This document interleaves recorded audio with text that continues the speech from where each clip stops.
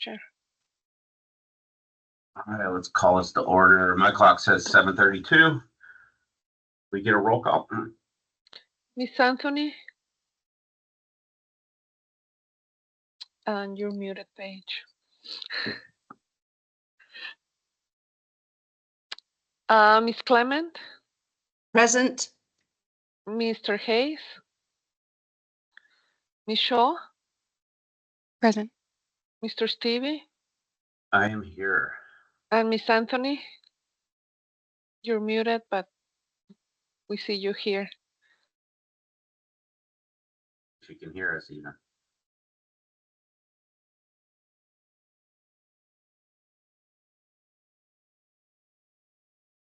She might be switching. I'll verify that she's here. Okay.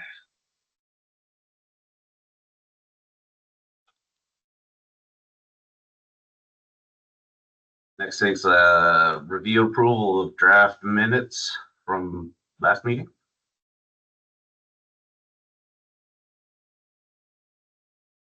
I'll make a motion that we approve the report and the minutes. I'll second the motion. Good morning, in- Kate. All those in favor? Say Aye. aye. Aye. Any opposed? Hearing none. Let's note that Kate rolled in at 7:34. So Mr. Hayes arrived at 7:34. And I just want to confirm, Mr. Hayes, can you hear us? And you're muted. Same for Miss Anthony. I can hear you, yes. Okay, Sorry, I'm late. that's okay. So I'm gonna go with a vote of 4-0. I couldn't hear Miss Anthony.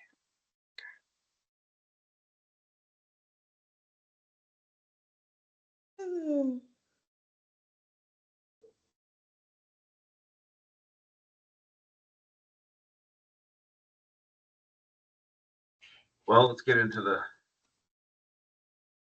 why we're here today. There was a request to see if we could change the time of this meeting, and I think we were all at the time informally in favor of doing that. So does it warrant more discussion, or can we just move to change the time unless someone has a need for discussion on that? I'm open to that. So, Mr. Chair, members of the DRB, at the last meeting, you requested if Rosemary Bright, who was the one that requested the time change, could attend. She let me know she wanted to attend, but she's dropping off kids. So if We should have the meeting at the new time, and then right, and that she could try to log in from her car as she was driving, but I let her know that safety is first. So whenever it was safe for her to join in, otherwise she won't be here until 8:30. I'm okay with it, changing the time. I think the only concern I have is, further down on our agenda today is making sure that we can, I don't know, that I get some feedback or input from you guys on maybe running a tighter meeting. If we start at 8:30, we keep having these longer meetings. That's going to be most of the morning. So I think there needs to be if we do this, we have to do this other thing. So that's my only concern. I think that's originally why this meeting was this early, was to get it out of the way so people could go to do their normal day-to-day thing. Yeah. I think that's something I thought about too, and is also a concern. I also want to be flexible for other people. So for those of you that have been part of the board for a really long time, because I'm new, like is a 2.5 hour, 3 hour meeting historically normal? No, not really, tell you the truth. Okay. But, well, in my experience, and, but they have been in the shorter term history of my time here. And it's not necessarily just under my tenure as chair. It was starting to creep up where we used to have some meetings that were shorter, but I think the cases may have been less downtown, or, you know, or the applicants were coming in with a more refined application process, you know, that part of what they do. And I don't think we were doing 2 or 3 at a time. A lot of times it was like 1. Yeah. But there's nothing in our bylaws, I don't think, that could give us the power to limit to, you know, first come, first serve. We'll only do 1 a meeting, you know. Yeah. That'd be nice. Make them line up and wait. From being on the other side, I think that would be pretty unpopular. It'd be very unpopular, yes. Yes. And Mr. Chair, members of the DRB, a question was posed sometime in the past about limiting the number of cases that are being reviewed, and looks like we don't have that ability. I triple check with the zoning administrator who's here. So that is not an option. I went back on the agendas and the laws, and there was just one instance like a couple of years ago where the DRB had to continue a case to the next meeting because, you know, it was after 10 a.m. and the DRB decided to close the meeting at that time just because of not having enough time to look at that one case. Right, we've had to do that recently, right? I mean, it seemed like we just did that a few weeks ago.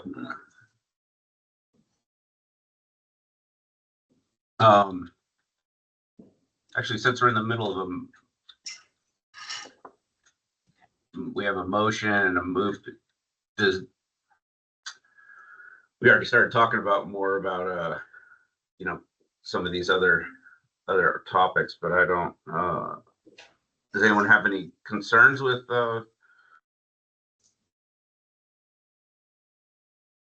moving this to 8:30, right, Maria? That's what we're talking about. That was Miss Rosemary Bright's request. I think that I have the same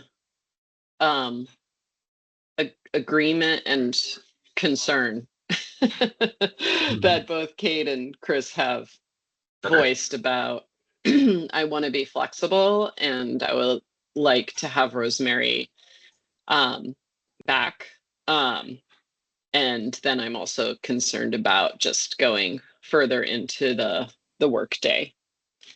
But maybe we can just run a tight ship and move things along. I don't know. Well, let's do Mr. this. Chair, Okay, members go of ahead, the Maria. DRB, you know, I don't see why not after some time that you decide to revert it back to 7:30 a.m. if that's what the board pleases. Yeah, there's nothing hindering that action, right? We can change the time as we wish, as long as it's publicly noted correctly. Correct. You know, we could move it to the afternoon if we wanted to end our day with this meeting. That might not be as popular either.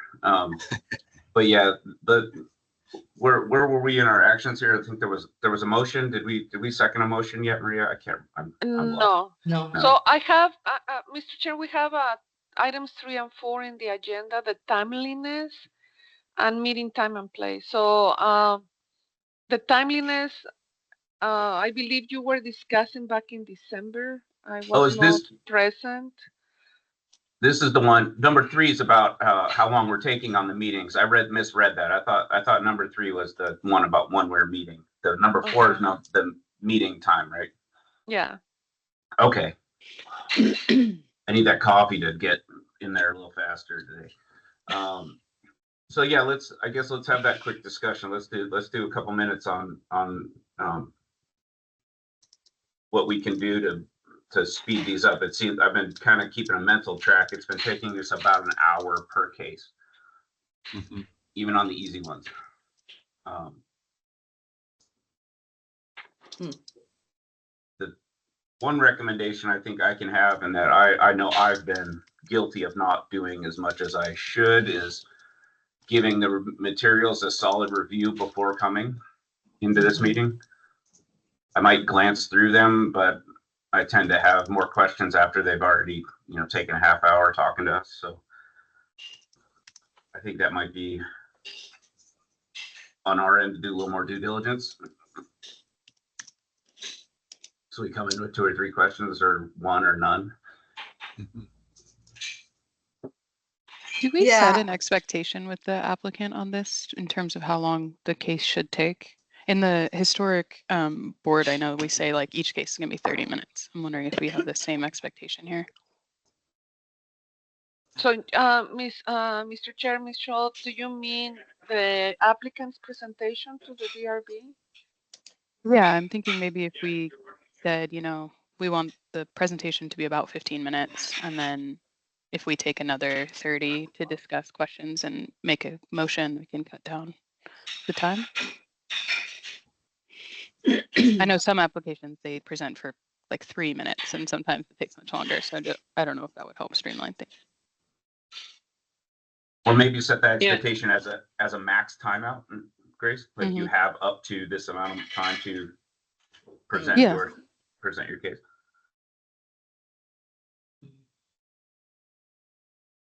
I feel like know it's that the discussion applicant- sorry, I didn't mean to talk over you, Grace. What you're saying, Paige. Same thing. Oh, it's just, I feel like it's the discussion that's long, not the presentation. I feel like any presentation isn't really extended more than 10 minutes on average, but I think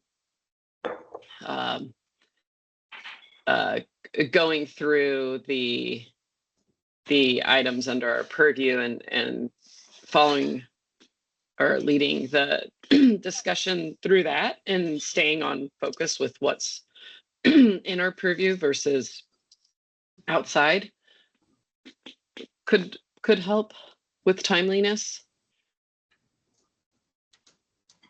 Yeah, I know when Nate was on the board, we would start having discussion, and then once that started veering off a little bit, it seemed like there was always a kind of a move to like, well, we're already talking about stuff that's not on the list. So let's just go to the list and start cranking on that, and that immediately shifted our focus back to what we were doing. If we're meandering off talking about something else, that seemed to work pretty well. And Mr. Chair, members of the DRB, remember you also review cases in the Sunshine Mile District and the Greater Infield District, and the other cases that you review that are unusual, like the DDO appeal or the large establishment by I-10, other cases that are not common, but they come up. And in that case, at least for the grid and the SMD, we have the design professional also who did the careful review and provides that overview of what he found out on the proposal. Well, that's why I think going through the materials a little more Right. thoroughly before we identify, oh yeah, this is one of those weird cases, so I need to look at the rules again. Might be helpful to us because it ends up we end up having to go through those checklists a little more thoroughly.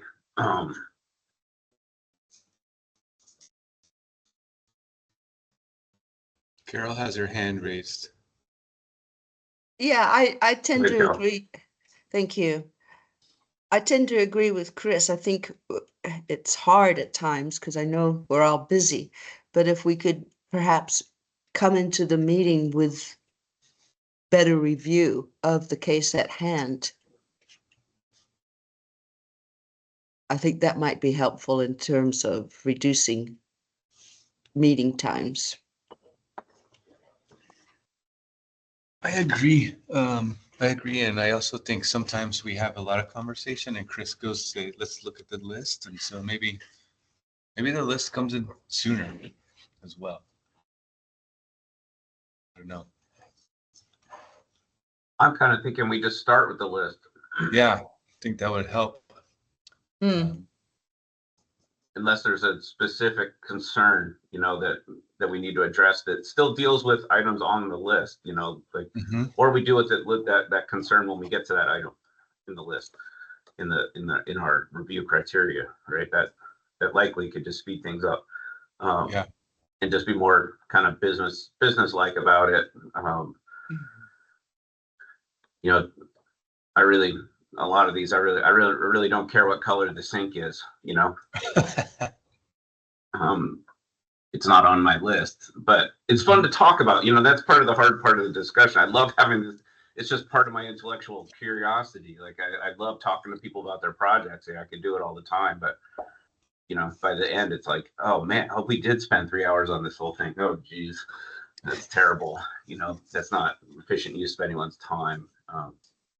So that's why I kind of wanted to bring this through. I think the two items on there that I think weren't on my agenda, my mind was Maria, that might be a little more on your on your admin end of it, is setting like an expectation per case. That point I think is a really good one, that these are expected to take 30 minutes. At most, I don't know, I think that might be a good time, maximum 30 minutes per case. And we reserve the right to table and extend if it's going longer than that, some sort of notification. The other one that I think would be useful, and I want to bring up to the group here, is that as part of that materials, that each applicant provides their answers to each of our review points, each of our criteria points in writing, not verbally at the review, that they provide it in writing, so we can see before we're doing our little more thorough review of the cases before we come in. We would have a sheet of paper that says 1 through 14, how they're meeting them, and we can say, yes, I agree with that, or not agree with that.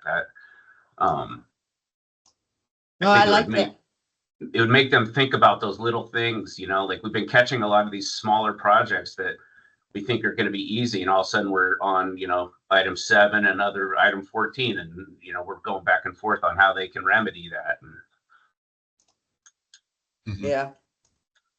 I think that's a good idea, that the applicant itemizes their reasoning as per the criteria. Right, because yeah, like even like some of the bigger ones, like that Swaim rolls in with, it seems like they typically do something like that. They have each one of them, and they just go through and like, item 1, this is how we did that, and they'll show you a picture of it, and then item 2, this is how we did that, and item 3, and then there's a couple folks that come through here pretty frequently. They know our process, so they just do it for us up front. It really, I know when I've had to do variances or come to this board before, I did that, and it was really helpful to that. One, I knew I had a solid case, and that there was, like, unless someone was really being mean, there's no way they could deny me, So that helps with that. So Maria, how do we get that in the? Can we get that in their required materials?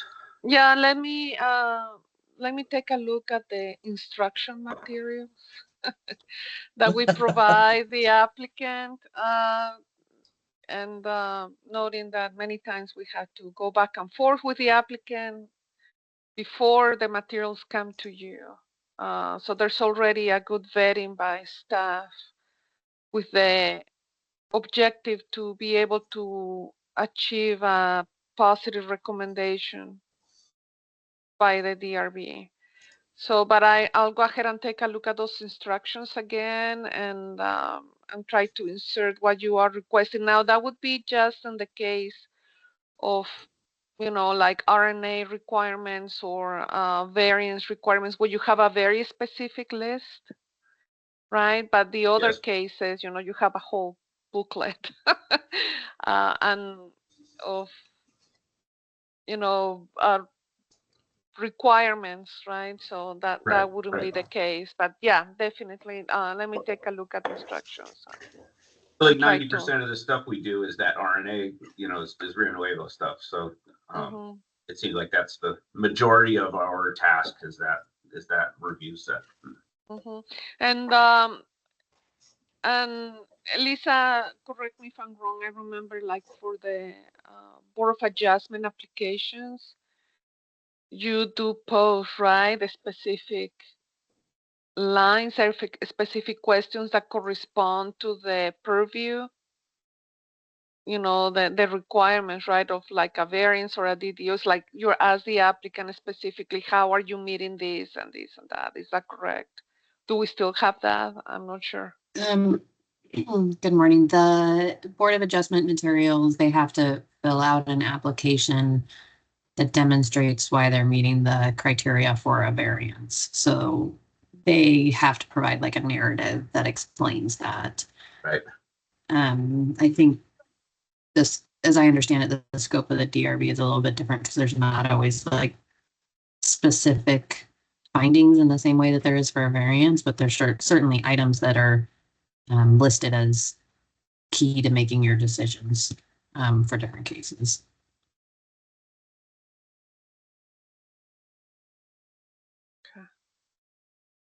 So let me work on that, Mr. Chair, members of the DRB.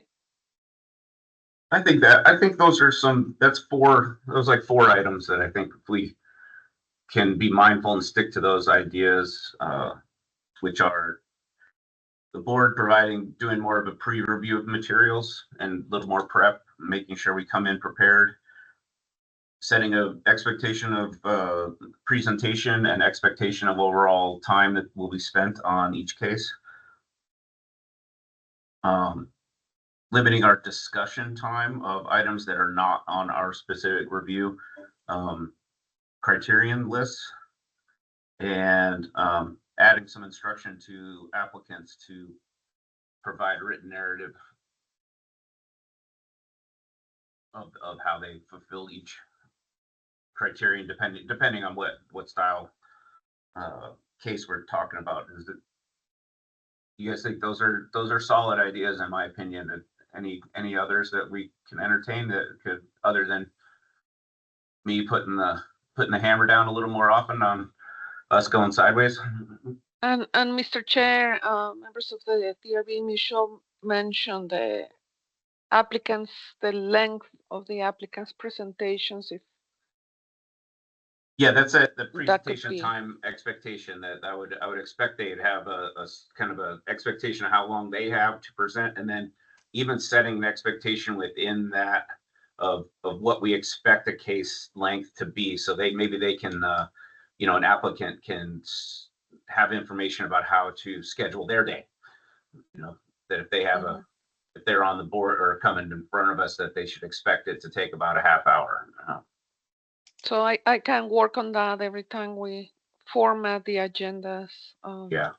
If there's an ability for us to set that time, that expectation. I haven't looked at our bylaws lately. I don't know where that binder is in my house anymore. Do you still get about that binder? Does everyone still get that 3-ring binder with all the rules and all the bylaws and stuff I in didn't it? get a binder. Still waiting for it. No, we went all electronic, so. Okay, so then I should be able to find the binder with a quick search engine search. I think setting the expectation for them to address the items would really focus the presentation and the conversation. So I really am in support of that, to the best of the presenter's ability. I know not everybody is SWAYM, but Sure. I mean, they're pretty straightforward. It's not like there's a trick question in there, except for the shade one. We'll get to that later. But well, yeah, that's what I feel like. Sometimes that's not prepared. Right. There's plenty of things we send away because they don't have information to back up all the 14 points. Right. So if they're going through that list, they're going to have had, and I know there's already this back and forth going on, but I feel like that would really help everybody. The rules and procedures of the DRB, you have them there in the agenda, and I will go through these as well and see if I find uh, anything that can formalize, right, the timeliness items that we just discussed here. But there's the agenda.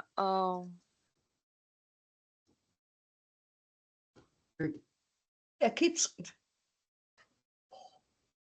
So let us work Pretty with open. that. Yeah, it's pretty open. So we staff can try to work on this and try to incorporate some of the items you just discussed of the Critical. applicant providing responses to, or just leave it open and just put it in the instructions. I think we need to think about it.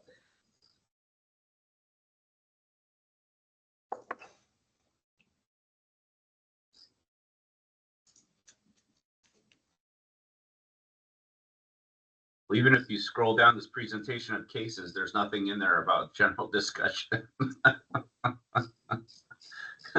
There's nothing about talking about what we did in the morning.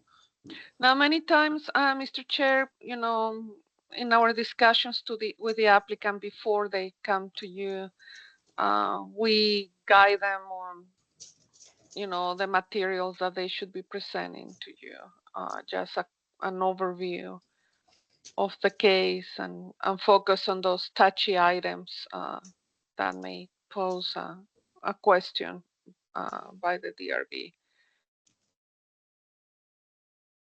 Okay, this all sounds doable to me. Okay. I think I don't think there's anything to vote on in this part. It was more. Okay. This is kind of conversational, right? This section of our agenda today. I think we can do these things and maybe call on you guys to,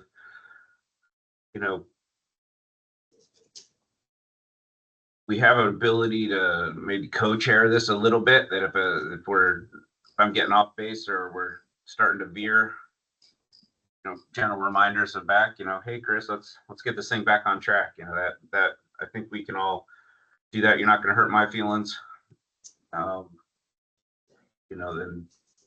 I don't want to be here all day either. So we can all work together to maybe do this a little more efficiently. I think we can. And we're going to keep them on the Zooms, right? We did that for this year again, Maria? Yes. Okay. Maybe that's part of it. We used to do them in person, so you'd see people getting uncomfortable and you'd be like, this is taking forever. Now we're in much more comfortable chairs and we all have coffees and whatever. But we used to have to do it in person. That was a lot more intimate. But I'm good with all this stuff. Any other suggestions? No, I thought that list sounded good. Yeah, that's a good list. What else we got? The meeting time. We're good with moving on from this discussion? That we are. Item 4, let's meeting time and place. This is where I thought we were a few minutes ago, but we're not. So talking about going to 8:30. I think if we can do the items we just talked about in number 3 in our prior discussion, moving to 8:30 should be doable. And still end at the same time. Yeah, I don't have any problem changing the time if it allows for more flexibility and more opportunity for everybody to participate in the board. I think that's a benefit. Yeah, I have a feeling it might have been a detriment to us recruiting new members when we needed them. Just 7:30 is it's a little earlier than a lot of in the professional, A&E world of start times, but that was kind of the intent. But a lot of times I don't, when I had children, it was something I definitely didn't want to have overlap, and luckily I have coverage for Fridays these days, so I don't have to do drop off today. But yeah, do we want to just move to 8:30? Someone throw a motion out there and we'll move this thing around unless there's any objections. I think we're good. Let's do that. Yeah. Let's do it. So, Mr. Chair, I need a I'll make motion and a second. I'll make a motion to adjust the start time of this meeting to be 8:30 on Fridays A second. from here on. Second by Kate. All those in favor? Hi. Aye. Aye. Any opposed? The great experiment starts. Next meeting, Maria. Yes.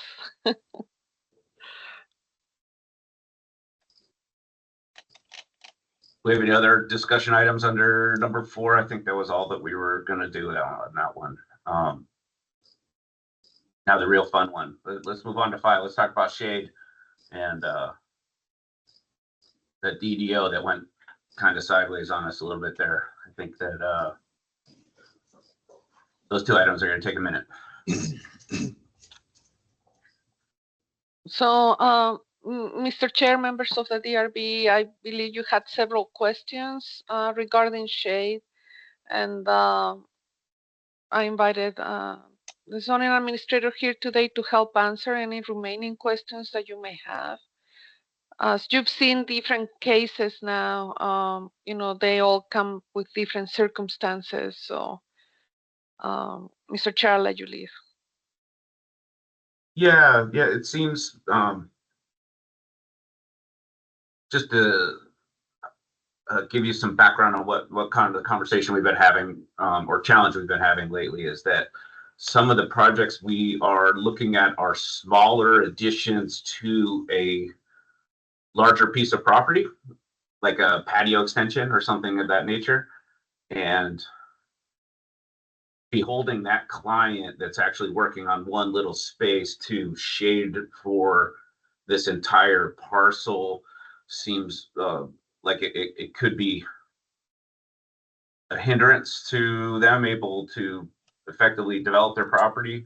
The other condition we've seen lately that caused a bigger problem was specifically work within the Tucson Convention Center. It was a smaller parcel piece of within this larger area that had a PAD, and it had a prior shade study for other work. So what are we holding them to? The entire Tucson Convention Center, or just work they're doing around this one building that's within this larger PAD development? And that became quite challenging as a board to make that decision, and what kind of leeway we had within that, our power to say yes or no to the one criterion we have that's very specific about what it means. Has numbers in it, has metrics. So I think those are our 2 main ones. There was another one, that same case was the definition of what needs to be shaded, I think, is the other part. Like, is it all hardscape, or is it just right of way or main thoroughfare sidewalks? I think it was more written generally for an urban fabric situation. So I think those are our 3 main challenges we've had recently, and they've really held us up.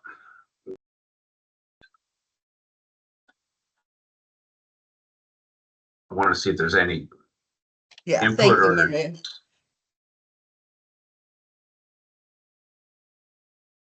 Shade, there we go. Of all sidewalks and pedestrians. This is the one that was at sidewalks and pedestrian pathways that was on that Carrillo house one that we Right. ended up going around and around on. And I think we ended up with a good compromise, but I felt like it was a compromise, and I wasn't sure if we were ultimately breaking some sort of administrative rule or something if we were giving them a relief that we weren't affording our other applicants. So that's my concern. Is that, or how much leeway do we have to do that within this process? So I have a few items that I can walk through, and then I was thinking maybe we could just have a discussion as I'm going through those sections, if you guys would like. It's up to you how you would like to go. No, that sounds fine. I think, I just wanted to lay out, those are kind of the three major concern ideas we had of like things that we've seen more than once and Okay. caused us challenges and made us have a very long meeting. Yeah.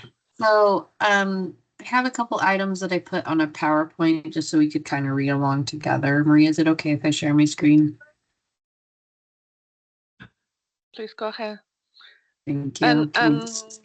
Well, Ms. Camblin brings up her PowerPoint. I just also wanted to remind you of another example when you mentioned, Mr. Chair, the small additions like a patio. We had examples also like, the just providing for a ramp, an ADA ramp. And then stuff, the applicant had to provide a shade study. So despite the rest of the building remaining pretty much the same, just for some minor modifications to windows and such. But anyway. Okay, so good morning, everybody. I have a couple sections of code that I just put into a presentation so we could just have them up on the screen as we kind of talk through stuff, but please feel free to ask questions as we go. This is not like me needing to run through it really formally. So this is the section of the code that talks about shade in the Rio Nuevo area within the IID overlay. And so from what I understand of your guys' questions, it's where does shade need to be required? What kind of projects require shade? And then how can you interpret the standards regarding shade? One specific question that Maria had mentioned to me was about, what areas actually have to be shaded. And then if shade could be provided by a building, she also mentioned that one might have been a question for you guys. So just taking a step back for a minute, my job as zoning administrator is not always cut and dry, as you guys can imagine. It requires interpretation and determination. So of, what the intent of the code is. It's very specific in some instances and very vague in others. And so typically when I'm trying to understand the intent of a section of code, I try to reference other sections that might be helpful if there's some confusion. In the case of the shade requirement, it is very specific, but I can understand how some projects, the scope of them does not seem significant enough to require a full shade study or full shading requirements. So I think, just as a side note, in those instances where a project is potentially stuck, they can always come to me as a zoning administrator and ask for an interpretation or a determination of the code if they'd like, outside of the DRB review role. If they feel like for some reason they don't meet the strictest sense of the code, there's always opportunity for conversation there, and that can happen on the staff side. But in the case of the requirement for shade, it does say specifically sidewalks and pedestrian pathways. It does not indicate patio areas are required to be shaded. It's obviously a nice thing to have patios shaded, and I think we could all agree that we'd like to see that, but because the code is so specific on what is required to be shaded, I think we kind of need to stick to the parameters of sidewalks and pedestrian pathways. That terminology to me indicates areas where people are moving and not necessarily congregating, because it does say pathways as well. And then the other question about a building, it does say specifically at the end of the standard that shade can be provided by a building. If it meets that criteria that's outlined in the first sentence, essentially, of the code, that it's 50% of the sidewalks and pathways at that determined time, then I think a building can serve that purpose.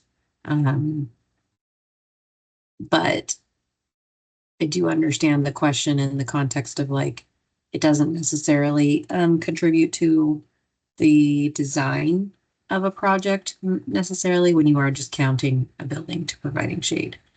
So those are my understandings of those couple things, and I have a few more specifics to walk through. But before I do that, do you guys have any questions on those items we just talked about? Yes, I do, if I may.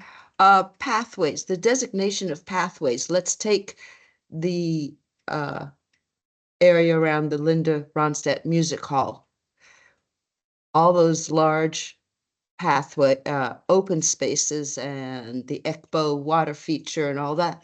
Where would we cut off? What is pathway and what is plaza? I think yeah, I mean, that's a great question because it kind of those in that scenario, which is very unique, it's not necessarily duplicated elsewhere. In that scenario, the pathways and the plaza and the patio spaces all kind of blend together as one.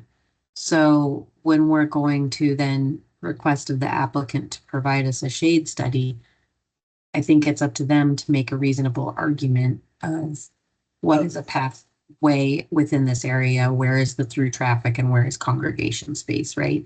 And they could certainly delineate that on their plans to show, you know, this portion of this concrete here is the pathway portion, and this portion over here is the patio. So I think as long as they're providing us that information with, you know, reasonable parameters, we can use that like in that context. And they could even come to me or a member of my team, which does the actual site review of a project, for an interpretation before we took it to the DRB in that context. So you guys have concurrence from us as like whether their delineation of the space is appropriate. I like the idea of identifying primary areas of circulation, you know, from point A to point B type thing, and the rest of the areas perhaps plaza space. Yeah, they could potentially do that. I think that's a fair way to look at it.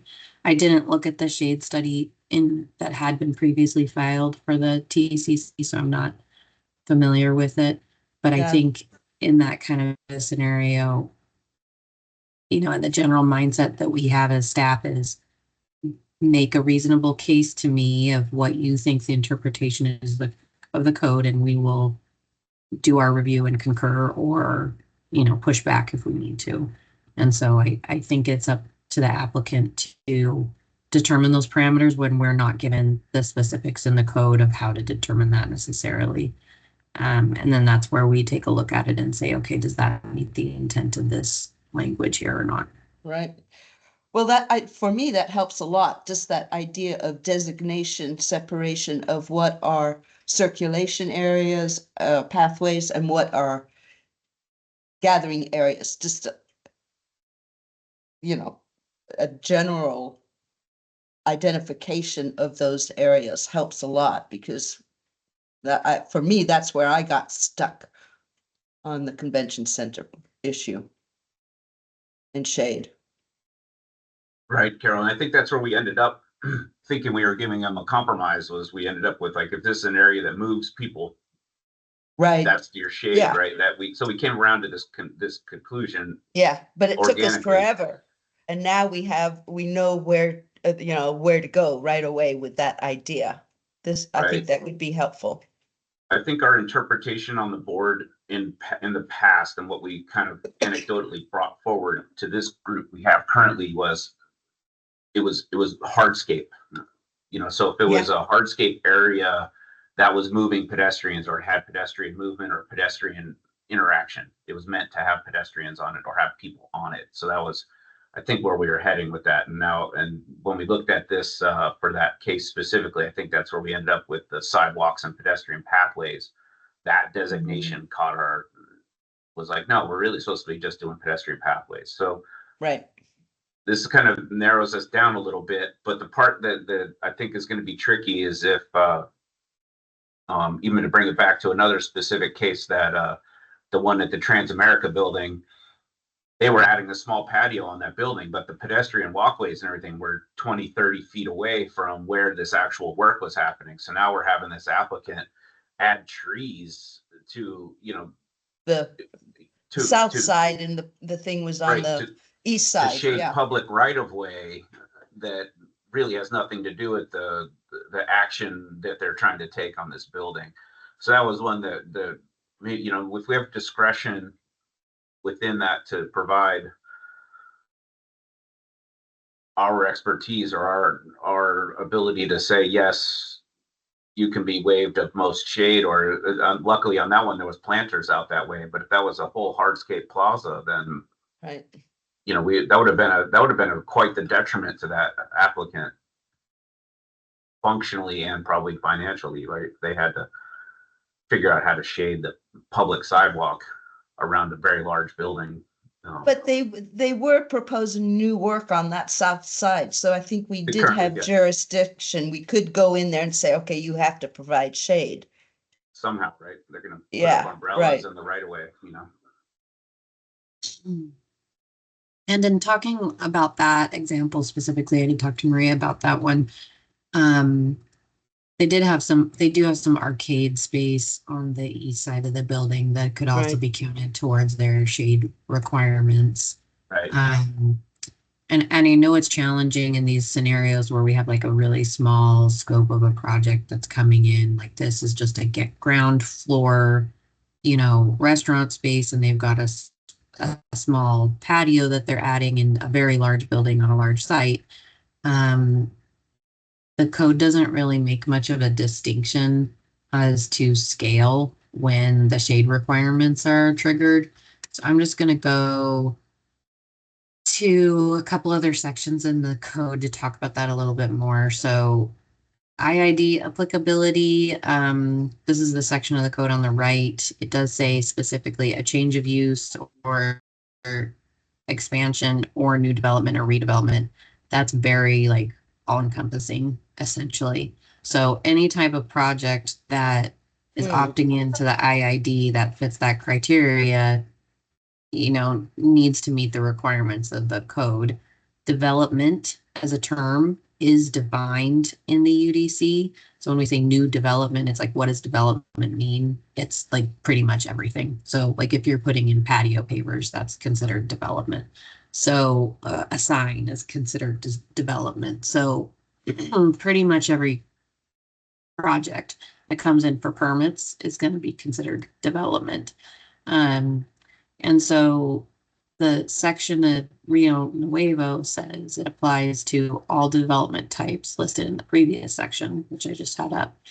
And it's mandatory for proposed development. So it doesn't really give us a lot of wiggle room, like I said, as far as scope and scale. The code does really read like it's required for basically every project that's coming into RNA and IID.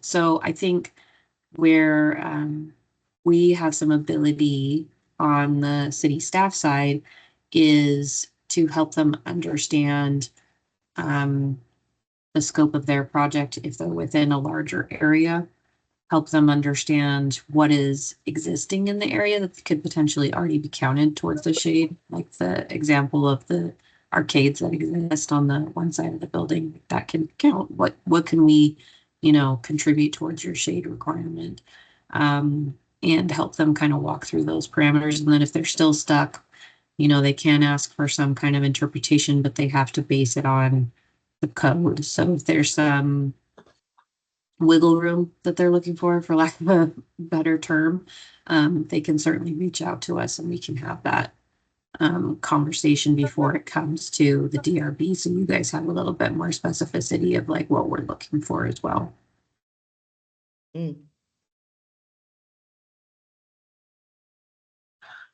I think one thing we got stuck on, and I don't think it's not in this shade criterion specifically, but we were on that one case specifically, we were talking about with the Transamerica building was this definition of private versus semi-private and public space. If they're creating a patio, like the intent, the way I read the intent of this shade, it's more in line with other codes in other municipalities. Like Phoenix has one for shaded sidewalks. Like there's a very strict about how much shade you have to provide on a public right-of-way sidewalk. That's their intent of trying to re-treeify their municipality. and I'm kind of reading this in that same way, that it's pedestrian pathway. So if you're moving, but a lot of that shade study we do is, for these anywhere that could be a public space. But if it's a private space, that's not really,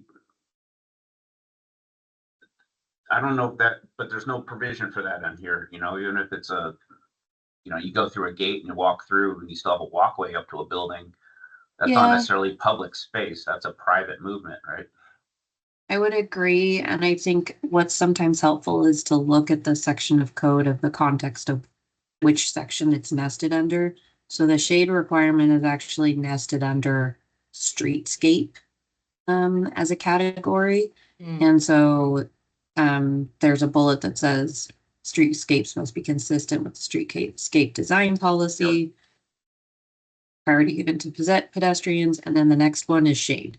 So if you're talking about intent, like the shade living under streetscape as a section tells me that it's about that pedestrian experience primarily in the streetscape and the movement areas for pedestrians. And again, using also the terminology of sidewalks and pedestrian pathways, it's streets and movement areas.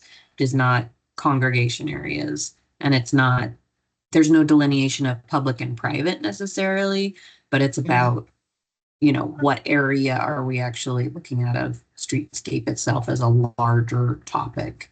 And I think then if we were still having some issues of determining how the code, what the intent of the code is, and then we can go and look at, the rest of the section to see if there's further guidance. But there is another section right above streetscape that's about plazas and open space. Right. And the shade requirement is not in that section. It's specifically in the streetscape section. So I think that helps you kind of narrow in your focus a bit as well. Yes, that's very helpful for me to that's the reason I kind of wanted to have this conversation, is to see what, from your point of view, what the priority focus of each of these reviews or this section of reviewing for us would, what tools you would use to make determinations on what we can consider or not consider. So that, so far this discussion has been very helpful. I know you have some other talking points. I don't have anything else on shade. I just have stuff on the DDO appeal. So okay. The next topic. Okay. So the other one on that I think we need some direction on would be like that PAD versus that one was a tricky question. The applicant was pushing, I don't know, aggressively, but aggressively as they felt they could be polite with, that they shouldn't need to do a shade study for that smaller project because the entire TCC already had one. But the thing we actually came up with was that the rules of this shade study have changed since that PAD was done. The time stamp of when their shade was supposed to be moved from 2 o'clock to noon in recent memory. So their shade study was actually at 2 o'clock, and wasn't under our purview to tell them to go back and do a shade study for the entire campus at noon to make sure they still met 50%. So we ended up having a half hour on that. Okay, so good questions. I talked to Marie about that project a little bit too after your guys' last meeting, because we were just running through what your questions were. And on that, we went back and actually looked at the project records too at one point. And my understanding is that when the prior shade study was completed, the project that was being reviewed by you guys currently was not included as part of the prior shade study area because it was actually under separate ownership at that time.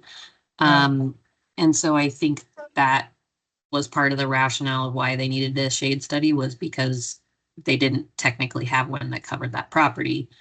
But then the next question is, okay, how big does their shade study need to be? Does it need to encompass the whole entire thing? And does that whole entire thing need to meet the parameters of the code at the 12 o'clock versus 2 o'clock thing, right? So I think a reasonable request in that scenario, which again is super unique, and I don't know if you guys are going to see one exactly like this again, but I would, if it was me, I would give them direction of like, show me your prior shade study, add an amendment for this area that's being added, and I would likely have not requested that they change the time of the shade study, just because I think that's kind of a substantial burden compared to the scope of what they're doing. But I would absolutely require them to include the new area, update the entire shade study, and get it back on record of this is what is being put into place at this time. I don't know where you guys landed, but the 12 o'clock versus the 2 o'clock, I'm not a professional in what the differentiation of is between those 2 hours and what it does to shade necessarily, but they could even provide a narrative. And if they're saying, oh, we're way above our 50% at 2 o'clock, we're at 70%, and this differences between 12 o'clock and 2 o'clock would only make a 10% difference, then that would be a good rationale to say like, hey, we're still going to be above it, and so we don't need to update the whole entire shade study. If they can provide some narrative and rationale that shows how they're meeting that intent of that section in that scenario, I think that also could be an appropriate way to look at it. I have a thought on that. We were talking about identifying areas, sidewalks, and pedestrian pathways. If a new area is being added in, that those new pedestrian circulation areas be delineated on the plans, and that's sort of what we require the 50% shade study for. Yeah. Right? So, yeah, definitely. So, it would be up to the applicant, I guess, at that point, if they wanted to go back to the prior shade study and make it clear which portions are pathways and which are plazas and how much shade they're requiring. But it's like, that's a lot of substantial work on their part. And so, generally when we just like globally look at projects as they come in, we look at the percentage of the expansion, and then we require conformance based on what percent it is. So like universally in the UDC, if you've got a big site, like a shopping center, I'll use that as just like a general example. When it hits a 25% expansion threshold, that's when you bring the whole site up to current code requirements. That's a pretty standard thing. So I could rationally make the argument in the case of the TCC, like adding in the Social Carrillo house is not a 25% expansion. It's a very small expansion. So you need to show me how you have met shade, how you are going to continue to meet shade, how you're going to add in this building to meet that requirement as well. And if they wanted a formal interpretation on that, the specifics of whether the whole entire thing needed to be brought up or versus the addition of that one building, that's something they could certainly reach out to me for, and we could have that conversation.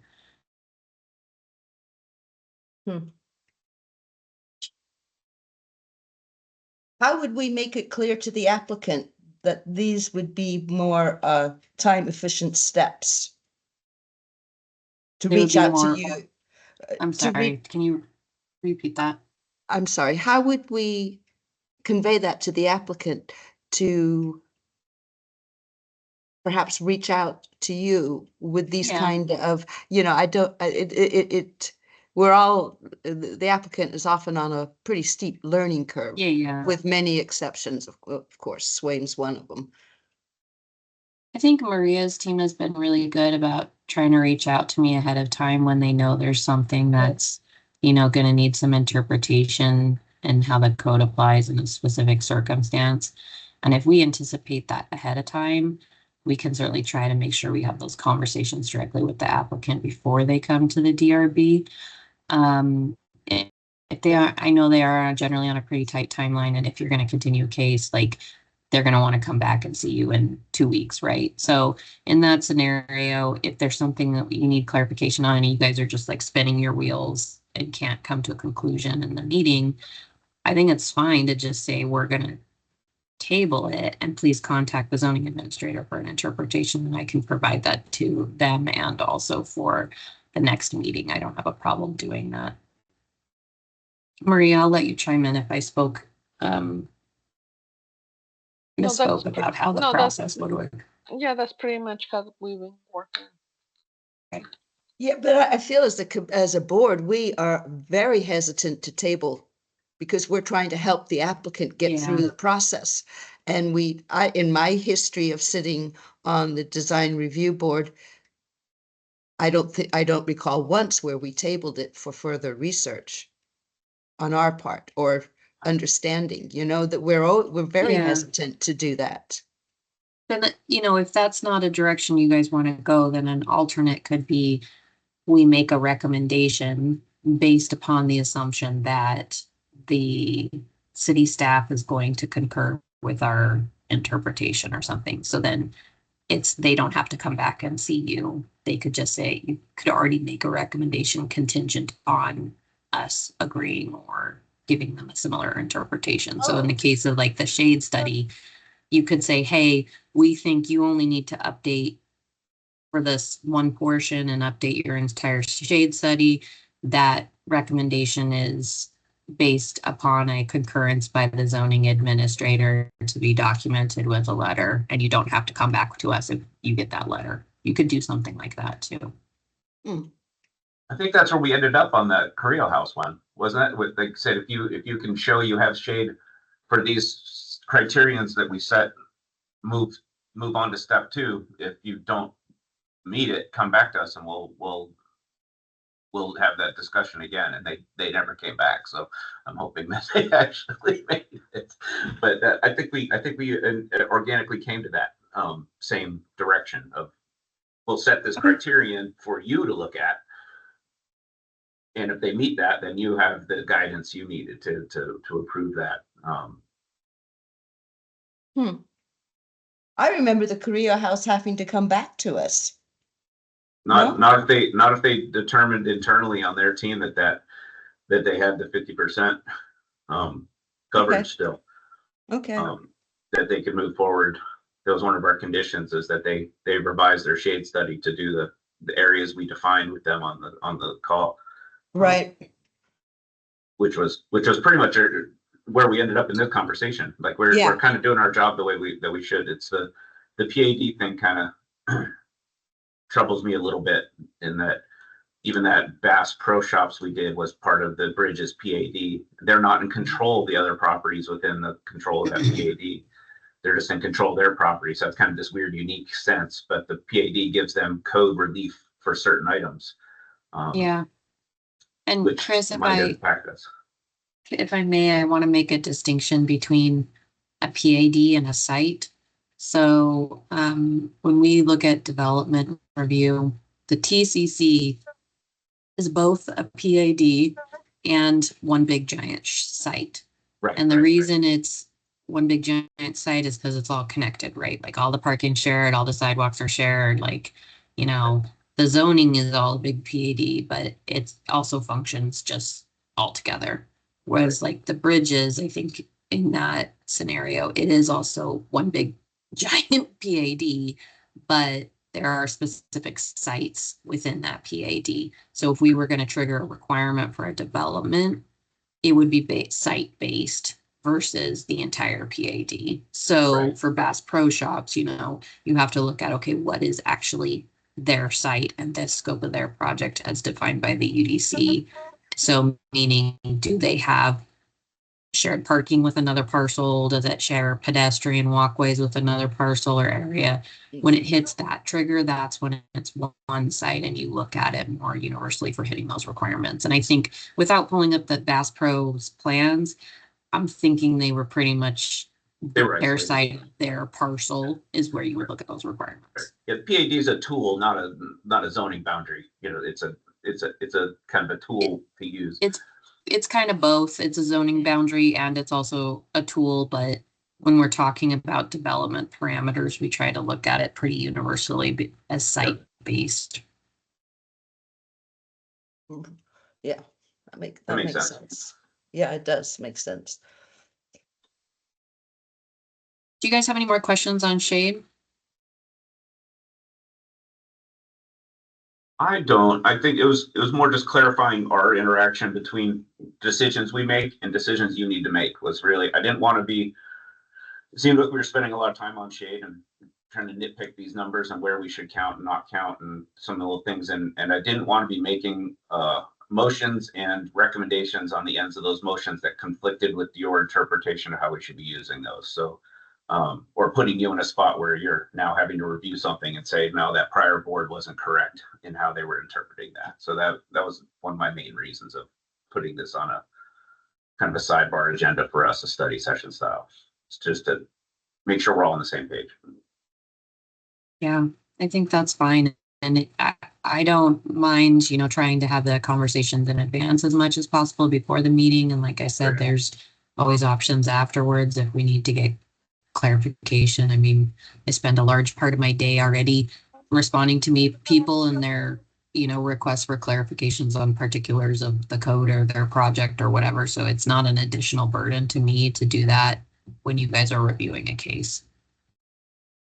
And if we were to need clarification on a project that we are reviewing before the meeting, trying to get our heads around it more, our the way we would reach out to you would be through Maria, email? Yeah. Maria, okay. All right, thank you. Yeah, no problem. And only Maria, don't copy all of us, Carol. Okay. That becomes a meeting when we're all on an email. So Okay, so just Maria, but Yep. Yeah. and then Maria, if let's say my desire for clarification, how does that get disseminated to the rest of the board then? Mr. Chair, Ms. Clement, members of the DRB, that will probably be part of the agenda. Okay. Just letting you know that in advance that these clarifications were consulted with the zoning administrator. Okay, thank you.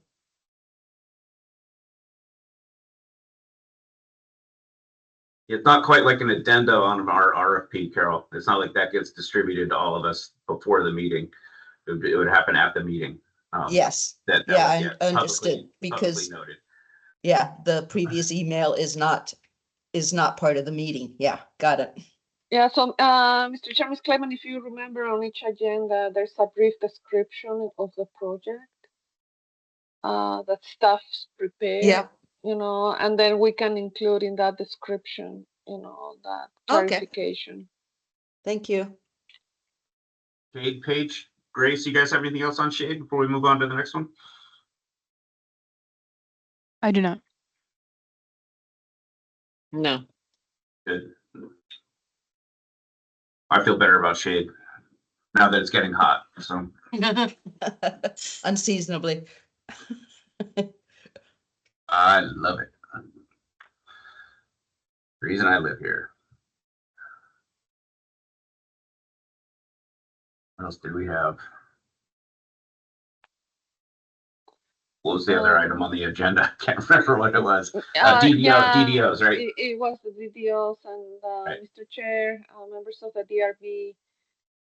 There was a need for clarification of that one section of the code related to, I believe it was the solar exposure and such, and also the question Ms. Clement posed to staff at the last meeting if other sections of the UDC could be referenced when making a recommendation to the PDSD director, which were specifically UDC section 7172 and 73.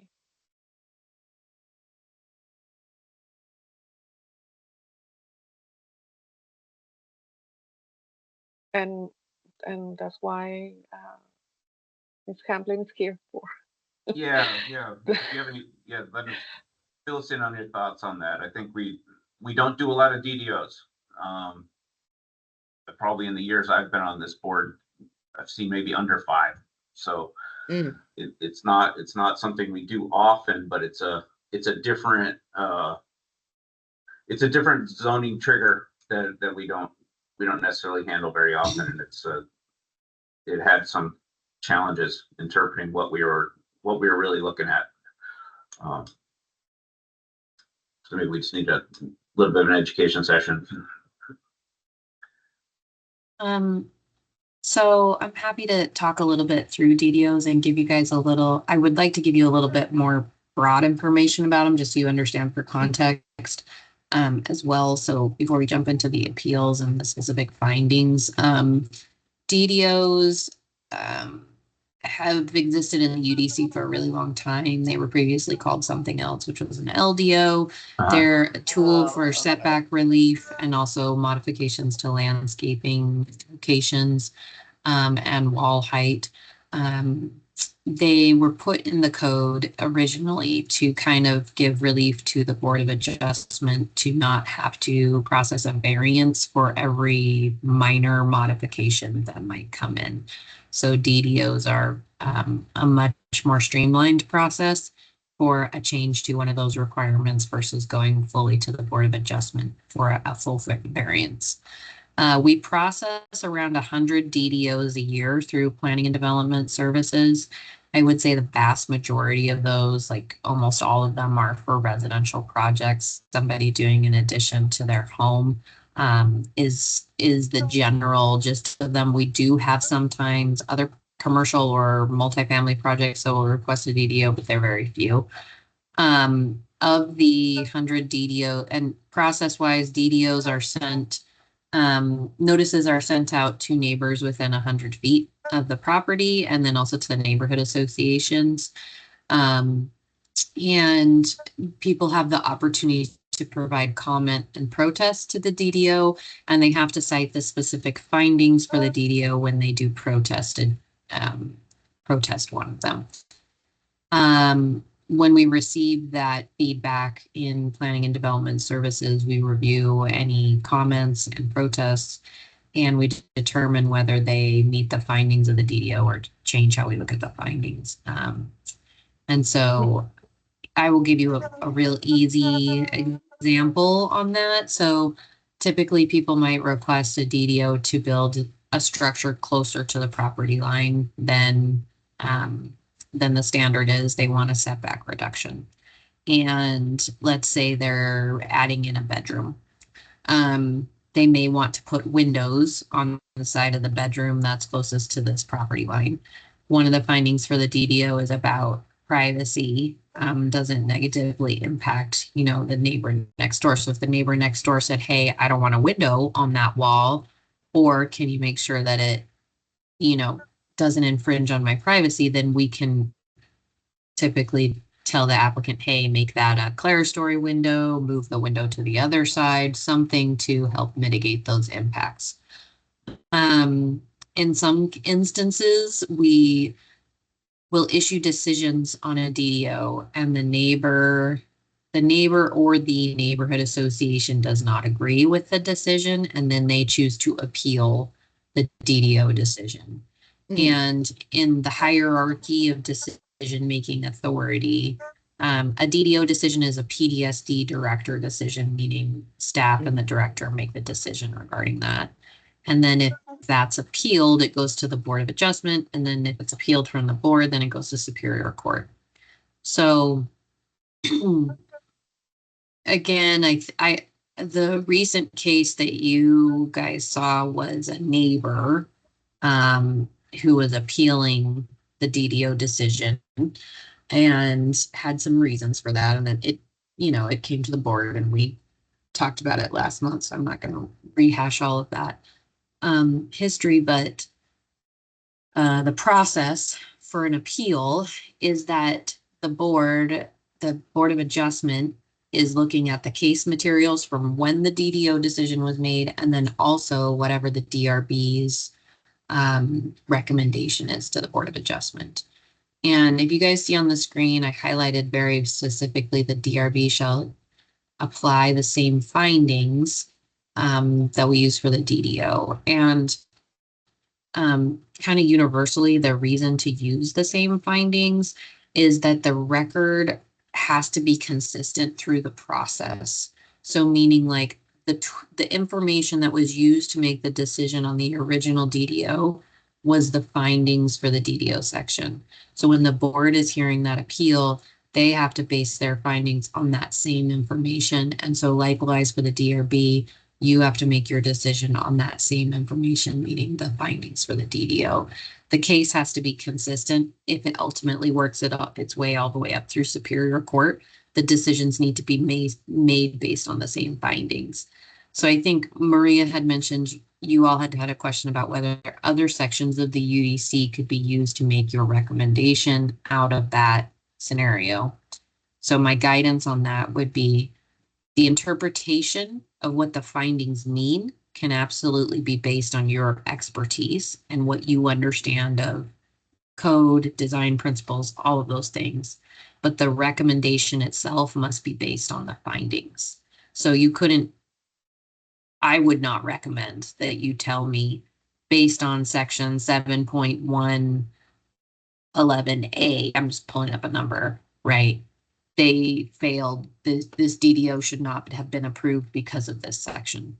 You can't do that. It has to be based upon the actual DDO findings. But if there's language in there that you don't understand, it can be based on your understanding of that language.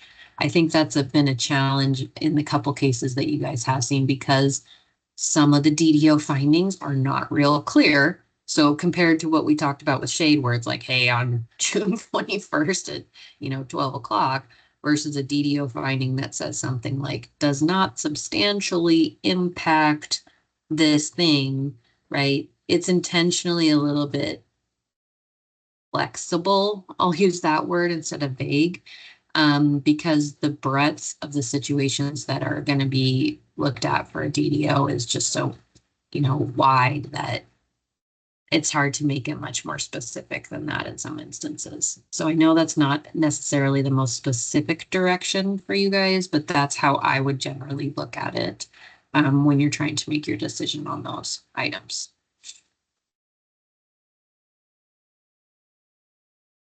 I kind of think the reference to other sections might be a conversation we break out of this specific context of DDO appeals. I think, Carol, your intent was, can we just within our normal course of business be referencing or using that as a reference material? Because the landscape section in the regular in our code has some pretty solid criterion. But I think within the DDO appeals process, I think that important point you just made, I guess the point you just made is important for what we're doing, is that the criteria was used to make the original decision is what we need to use to decide whether, ultimately, I don't know if this is the right wording for it, but whether we feel there was an error made in that decision. Yeah, that's using those accurate same wording. criteria, right? Yeah. So the terminology we typically use for appeals is whether there was an error in facts or judgment. So was the decision made an error because adequate facts were not available, or the judgment of the particular criteria that was used was not used correctly?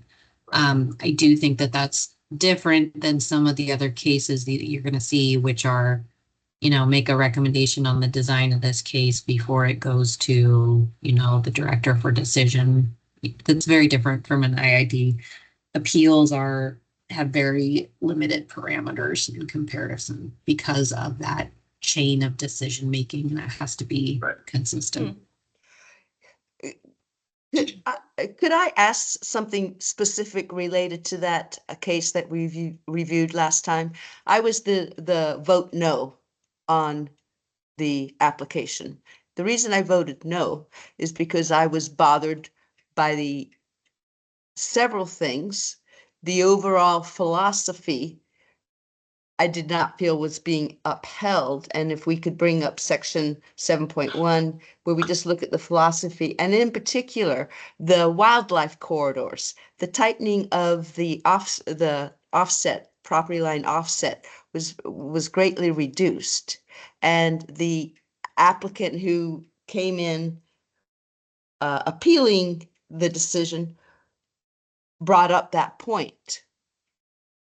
So was I wrong on hanging my hat on the vote no because I was concerned about wildlife corridors, little wildlife paths? I would See, say that it, sorry, Ms. Clement, I apologize for cutting you off. Did you have something else? No, I'm, that's my question. Thank you. So I would say that if your decision was based on another section of code that was outside, like outside of the DDO findings, then that would not be consistent with the chain of decision making that we need on an appeal. So I don't know that there's something, I'd have to go back and read through the DDO findings, but I don't recollect that there's anything specific to wildlife in there. There is some language about, sorry, go ahead. I thought there was, or was that the section, could, 7.1, the philosophy? Yeah. I don't know how, design is not a linear process, and we're being, how do I reconcile the philosophy, the overall philosophy, the umbrella philosophies of these specific cases? I feel like we get so pigeonholed that we're losing sight of the overall philosophy.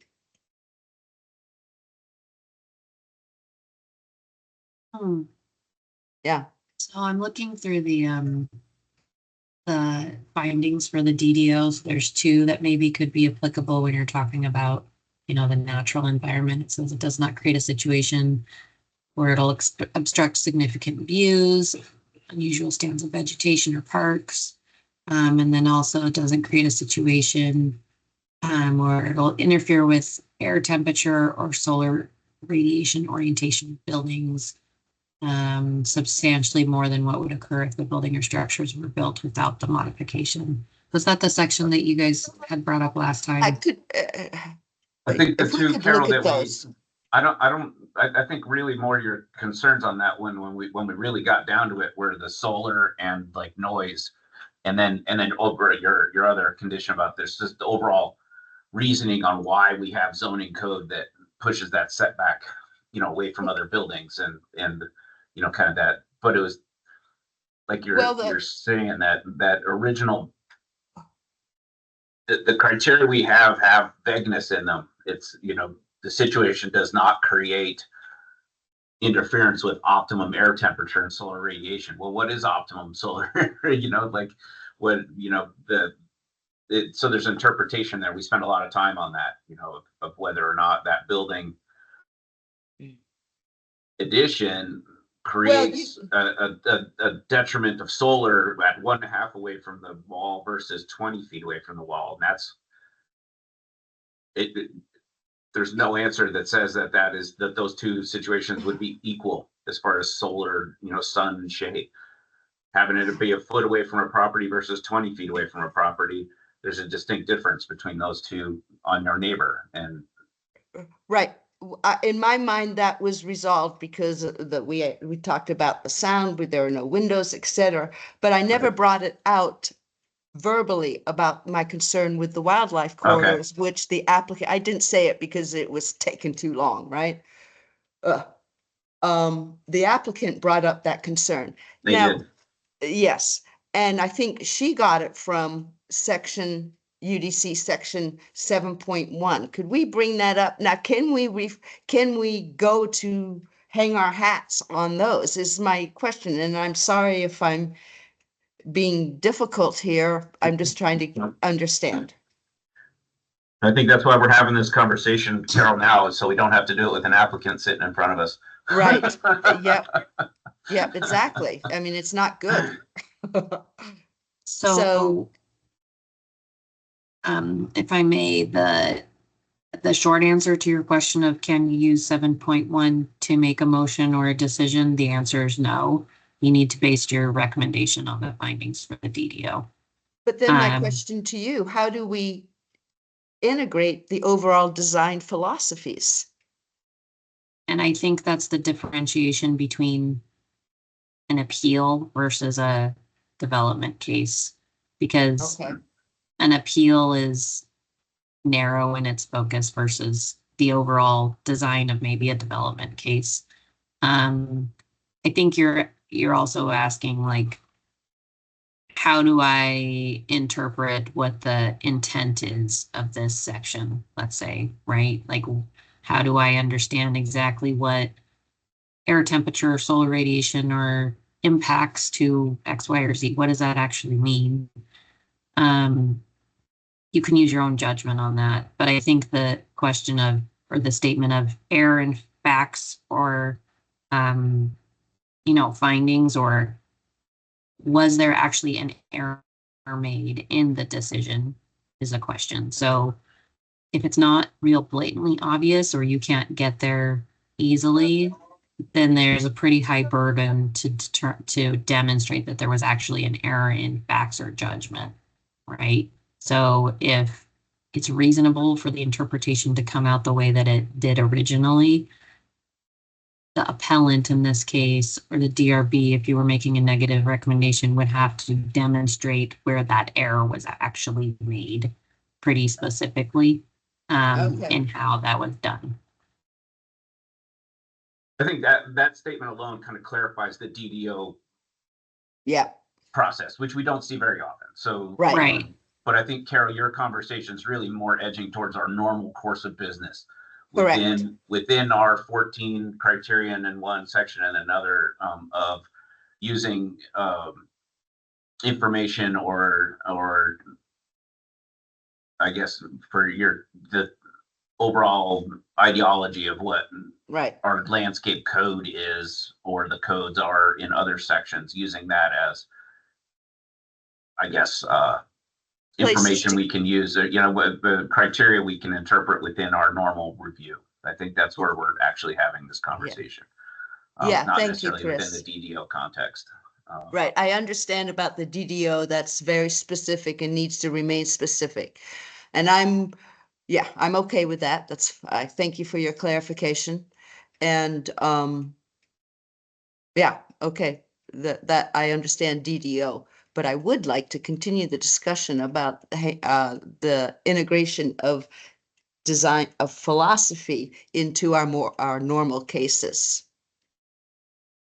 Before we move on from the DDO, I think one of Carol's other points was this idea of coming back and asking for forgiveness that I think was rubbing her the wrong way.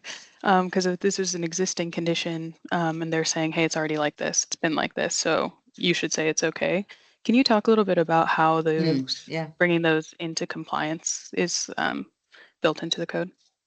Sure. So, good grace, back from we didn't even talk about that today. You just brought that one in from left field, which is the point I think you were making, Carol. That was the one that you were really stuck on, was are we perpetuating the problem by letting this happen?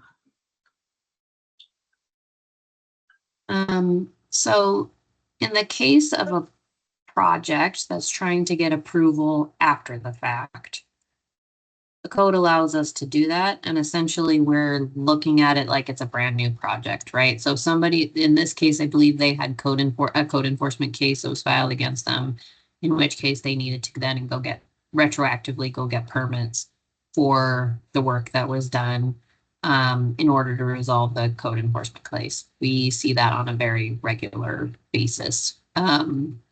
So the code allows us to essentially retroactively resolve those issues through our standard permitting process. So we look at it like it's essentially a new like as if this was being built brand new and we're just processing the DDO for that brand new thing and it's a request and all the things. City staff would not make a decision, or the PDSD director would not make a decision on a DDO based upon it existing. We would make the decision based upon the findings. I understand that the applicant or the property owner in this case might have brought that up when they were discussing with you guys of, hey, this has been here forever. Why is it a problem now? I mean, like, that's helpful context, but again, it doesn't really fit within the parameters of what your decision making should be based upon. The challenge that we have a lot of the time when we have appeals is they will bring things in from left field. This is very common in other cases other than even a DDO, where they will bring in information that's completely outside of what the decision was based upon. There will be emotional testimony. There will be discussions of the history of the life of the thing, all of that stuff. And you just have to stick back to what your, purview is on that and what you can actually base your decision on. And then, as to whether like you can look beyond that. I think the challenge is when you have a criteria, something like the air temperature or solar radiation, like how do you even know what it was before the project was built if this is an existing, thing that's been there for 20 years unpermitted. And in that case, it's like you just have to use your judgment of, whatever's being proposed. Is it a significant enough change of any of those things that we feel like it should be denied because of that? I know the forgiveness factor, I've heard that from people before, is like a hard thing to get around, as far as like people asking for forgiveness after the fact, after they've built something. But in reality, we have to give people the opportunity to resolve a code enforcement case. For instance, they have to be given the opportunity to resolve it before it goes to court. And so that mechanism to resolve it is through permitting. And we have to look at it like it's a new process, basically. Wow. Mhm.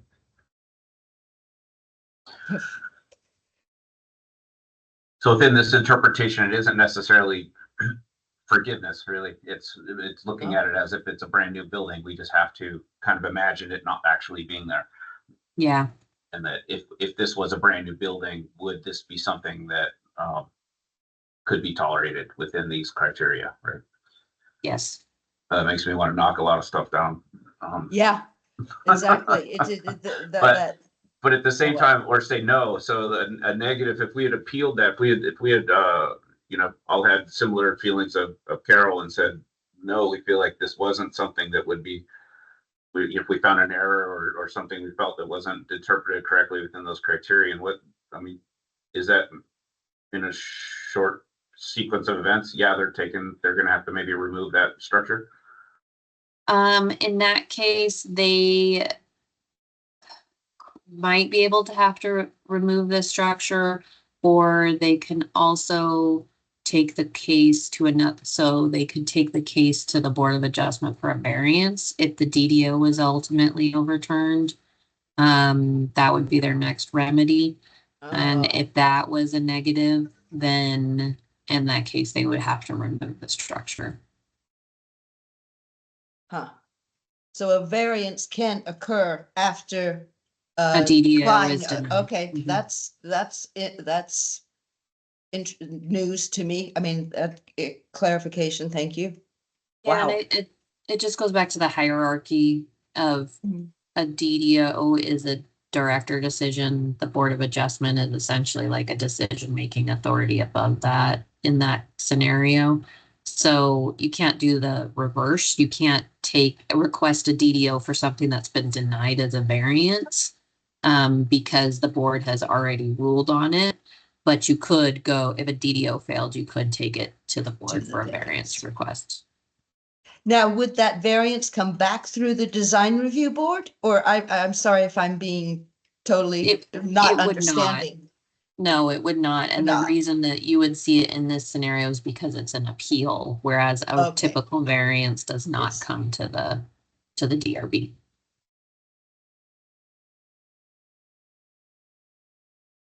Some do, don't they? I've had to Yeah, they present to do. this board. I've had to present to this board on a variance case personally. Yeah, variance, we've done variances. Yeah, so maybe I case by think case. it depends on the parameter of what the request is. I don't. Yes. Because I it's a don't think they landscape all. based variance or something, It's a right? yeah. It's not all cases, and in Right, this one that right. we're the example that we're talking about, it would not have come to the DRB because it wasn't a landscape request. Okay. Okay. Carol, you feeling better about your questions? I think we've had a pretty robust discussion about those. Are you feeling more informed as to what? Oh, think- absolutely. I'm feeling more informed. I don't like the protocol of DDOs because Yep. it's a very limited set of criteria, and so we're sort of, we can't. There's not a lot of wiggle there. Right, right. Well, luckily we don't see those very often. Maybe Correct. every so often. It's and because it's mostly just the appeals that we see. Right. Right. But I think within our other course of work and the reviews, I think we've had a little bit of discussion about, looking back at the regular, normal zoning, especially landscape code, because that's where your emphasis is, Carol, is something we can use as reference material as professionals. But from what I'm hearing, using it as a reasoning for denying an application might be the line of, like, we can say our experience of knowing the original zoning code 7.1 whatever gives Could me we look pause at on that, item 14 or item 8. right? But If I'm not going to deny this thing because you're not meeting 7.1.3. That's not our. if we're moving into this discussion, could we bring up that code, please? That might be helpful. 7.1, 0.2, 0.3, 7.62 is what I've sent to Maria. Let's start with 7.1 if we could. Okay. Donde está? There it is. Perfect. There we go.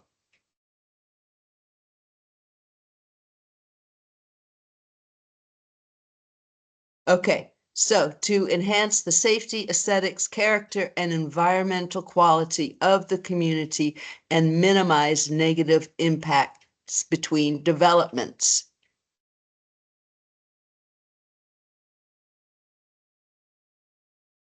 Can I chime in for a moment? Yes, please. So not just in this section, but in most sections in the UDC, there's a purpose statement at the beginning, Yes. which is what you're referencing. And we have had other cases, including appeals of decisions on other things, that the argument has been made that the purpose isn't being met. And that should be a reason for the denial of something. I would just caution that a purpose statement is not regulatory, meaning it's not specific enough that staff, when they're making a decision, can use a purpose statement to say yes or no that you meet this in a project, right? So Article 7 encompasses many things: solar, parking, bike parking, landscaping, native plant preservation. All the things are in Article 7. So the purpose of Article 7 is in 7.1. It's to make high quality development. It's to protect the community. It's all of these things. But I can't deny a project when it comes in for review because I don't personally think it meets 7.1. I have to use the regulations themselves within 7.1 to make, or in all of Article 7 to make that decision. So I would recommend more specifics of the actual regulations in Article 7 when you're making your decisions versus the overarching purpose statement. It wouldn't stand up in the case of a appeal or some kind of alternate judgment. And we've seen that fail in other instances where that reliance on a purpose is not isn't defensible when a case works its way through.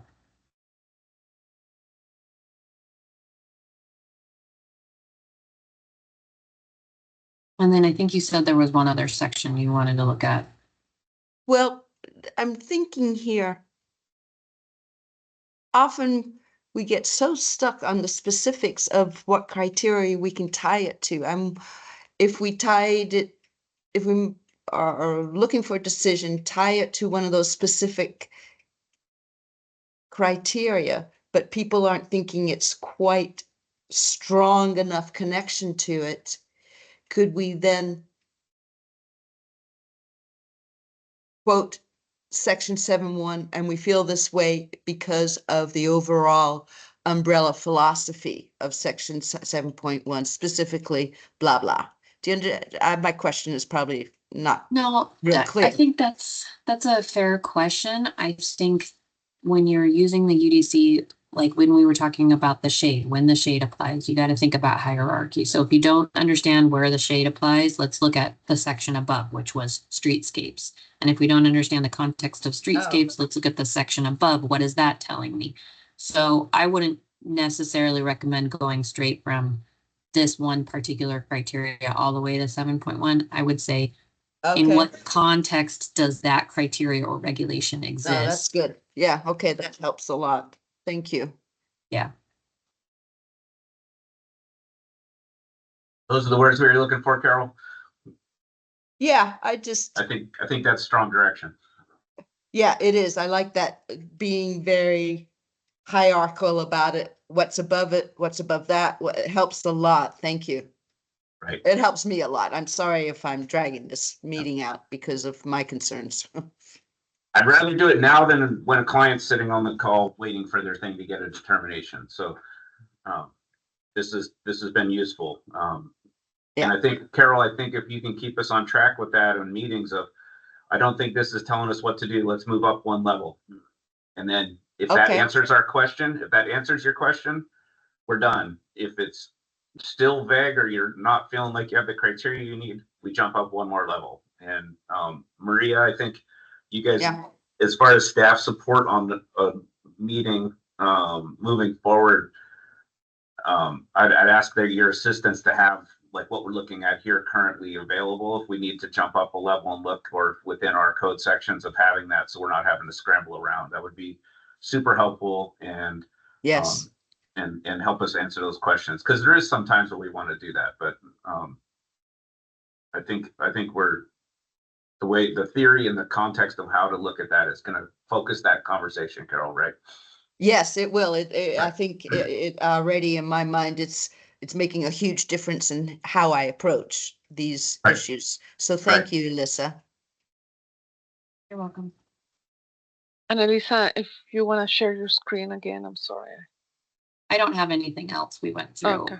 I think all we're the yeah, I think slides. we're kind of at the end of our discussion points, unless other people have topics or additional conversation on this item 5. I think that cleared up a lot for me. Yeah, me too. Thank you.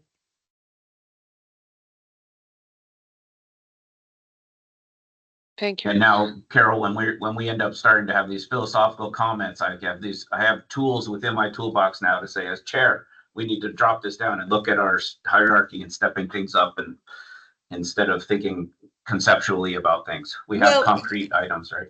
You know, I'm always going to be the one to be more philosophical about design. I don't, maybe I'm not right for the design review board, because I will be the one who's going to take it to the higher overarching design things. And Right. you guys let me know if I should leave the design review board. No, I think you keep me in check on a lot of those things too, and that.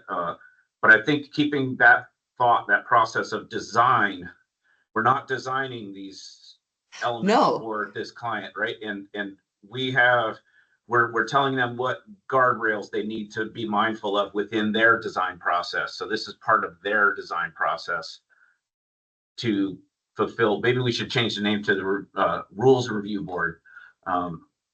Because that's really what we're doing. We're not giving Concrete comments design and interpretation of their design. I think sometimes we do bog down a little bit, like on tree species and things. Like if they're providing a tree there, and it's not quite the right tree or tree I would like to see from a design standpoint, or from my personal experience, that I kind of need to leave that a little bit on the table. If they want to try that tree and it doesn't succeed, then they're still within other code sections. They're required to replace that tree and keep it in contact. Keep that shade requirement happening. You see, but that bothers me on a whole nother level. What a Right, waste of time and resources when I know that the tree they're specking is not going to survive there from 40 years of horticultural experience here in the Sonoran Desert. So, it's hard for me to let those things slide by.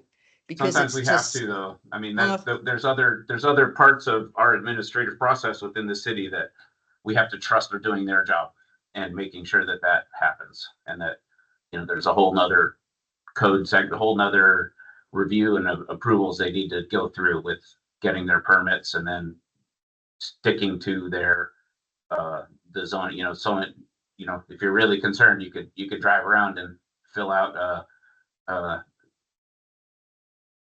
code enforcement tickets all day if you'd like. But you see what I close my eyes. I put on my blinders. Right. So, but you see where the point I'm making. Like, we've had this good conversation about keeping within these boundaries of stepping up stuff. Like, I have the same thoughts you do a lot, Carol. Like how that tree is just going to die, but it's kind of up to them if they want to spend their money over and over and over again replacing that tree. And it's terrible. It's terrible business. It's terrible design, and I don't know. Sometimes we have to put our blinders on a little bit here. And does it meet the criteria? Does what the plan they're showing right now meet the criteria of what we're looking at? Yes. Then it kind of got to bite my tongue every once in a while. I hate doing it, but I do. Okay. Well, yeah. But I'm never going to stifle your comment on it, Carol. I think it's valid to announce that to an applicant. It's just not something we're going to use to interpret whether or not we approve or not. I don't think, in my opinion, something, hey, I make a recommendation that you think about that tree. Right. But I'm going to let you through because you're meeting the code as far as I see, but please try to change that tree or reevaluate that tree selection. This might be a wording we could use better. Okay. But with that, I mean, I think this is good. Is everyone good? Okay with wrapping this conversation up and getting out of here? All right. Any other announcements, Maria? Mr. Chair, members of the DRB, just the Fox Theater, we're still working with them. It's gonna go through Rio Nuevo area review. They're holding different public meetings for the demolition of those contributors along Stone Avenue for their proposed expansion. So I just wanted to remind the DRB, if you attend any of those meetings, just make sure there's no 3 of you or more at that meeting, because then you would be reaching quorum and go against the regulations. And the other case that we're working on is the, I call it the Children's Museum Annex. The Children's Museum is taking over the old Udall building on Scott, just northwest from the Children's Museum. And they're doing some exterior improvements to the building, including an ADA ramp. So that's gonna come to you. And I also want to bring up that Rosemary Bright joined us. I know you requested for her to be here, but Rosemary, the DRB approved just a few minutes ago the change of time from 7:30 to 8:30, and see how it goes. The DRB has the discretion of changing that time again in the future. Well, that's great news on my end. Thank you. I'm glad. Do I have to do something formal to get back on the DRB, or what should I, what are next steps? You have to relearn the handshake, Rosemary. You have to relearn the handshake. Yeah, I just need an email from you expressing your interest of serving 4 more years in the DRB, and then I'll send it to the clerk's office. So they Excellent. can send it to mayor and council. Okay, great. Thanks so much. And that's all I have, Mr. Chair. Maria, any further interest or action on getting a contractor back on board? Yes, so I know Miss Anthony shared the name with us. The PDST director was gonna take a look at it, and I touched bases with her again, but I don't know if she's gotten the time to go. But I'm gonna remind her, and so she can advise me on how to proceed. But yeah, please, if you have another name or names for either an architect or a contractor, please do let me know. I think having a contractor on this board is a really good fit. So I'd love to see another one on here. Yeah. Other than that, I think we're all done here today. Yeah. Anything else? No. 9:23. Big gavel. Pink. Let's adjourn. Thank you so much, everybody. Thanks for the discussion today. Yeah, thank you. Thank you. Thanks. Bye. Bye. Thank you.